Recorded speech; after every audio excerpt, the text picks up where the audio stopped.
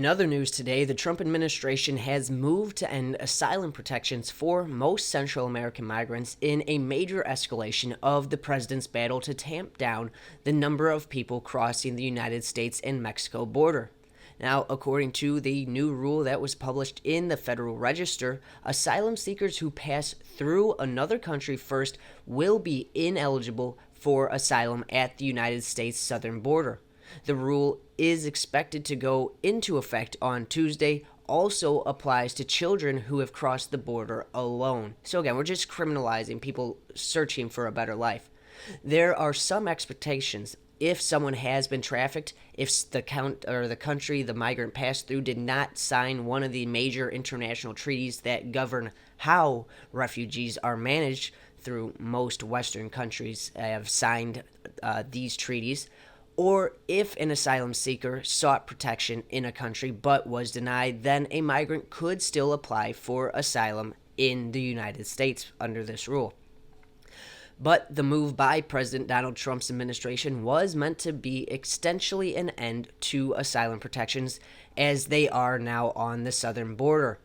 This policy is almost certain to face a legal challenge in the courts. The United States law allows refugees to request asylum when they arrive at the United States, regardless of how they did so.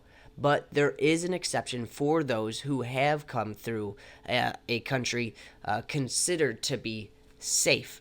But the Immigration and Nationality Act, which governs asylum law, is vague on how a country is determined safe.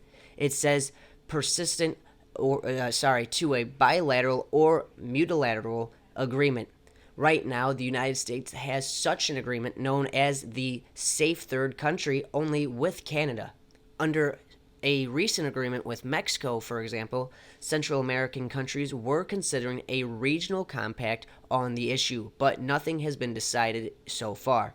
Guatemalan officials were expected to go to Washington on Monday, but apparently a meeting between Trump and a Guatemalan President Jimmy Morales was canceled amid a court challenge in Guatemala over whether the country could agree to be a safe third country with the United States in this rule. Now, the new rule also will apply to initial asylum screening, known as a credible fear interview. I'm sure everybody's familiar with this term, at which immigrants must prove they have credible fears of returning to their home country. It applies to migrants who are arriving to the United States, not those who are already in our country. Now, the Trump administration officials say that the changes are meant to close the gap between the initial asylum screening and that most people pass and the final decision on asylum that most people do not win. But migrant rights groups, of course, and religious leaders, along with humanitarian groups, have said that the Republican administration's policies amount to a cruel and hellacious effort to keep immigrants out of the country. Guatemala, Honduras, and El Salvador are the poor countries that are specifically suffering from violence and are main people coming up to our southern border seeking help.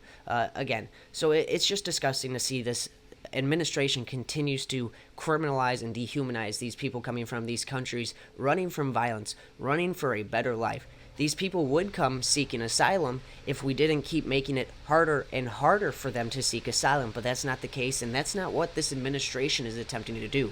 They don't care if you are immigrating and coming seeking asylum from a European country because you're white. This administration has made it very blatantly clear that it is racist and against any people of color seeking refugee in our country, and it's time to make that end because this country was built by immigrants. That's all for this video. Please make sure you hit that subscribe button and give this video a thumbs up if you enjoyed what I talked about.